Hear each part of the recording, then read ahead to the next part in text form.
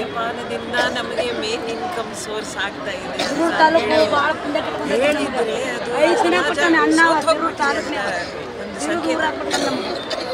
ಕರ್ನಾಟಕದಲ್ಲಿ ನಮಗೆ IT-BT ಅಷ್ಟು ದೊಡ್ಡ ಕೊಡುಗೆ ಇದೆ.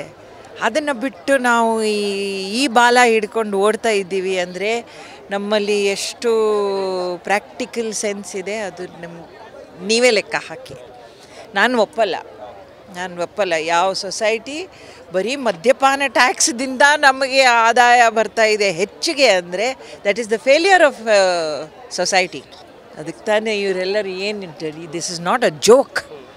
ಇಷ್ಟು 1000 ಜನ ಹೆಣ್ಮಕ್ಳು ನಡ್ಕೊಂಡು 10 ದಿವಸ ಬರ್ತಾರೆ, not for a political reason.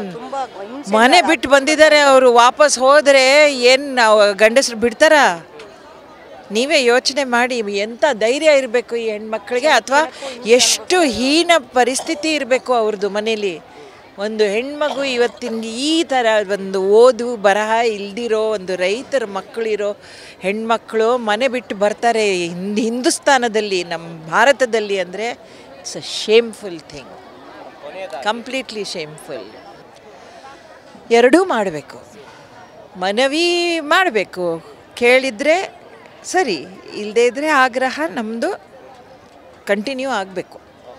ಇವ್ರು ಬಂದಿರೋದಿದು ವೇಸ್ಟಾಗಿ ಹೋಗಬಾರ್ದು, ಅವ್ರಿಗೆ ದ್ರೋಹ ಮಾಡ್ದಂಗೆ ಆಗುತ್ತೆ. ಅಂದರೆ you are cheating our citizens. Vote ಬೇಕಾದಾಗ ಹೋಗ್ತೀವಿ ಅವ್ರ ಹತ್ರ, ಸೊ ನಾವು ಡೆಲಿವರ್ ಮಾಡಬೇಕು.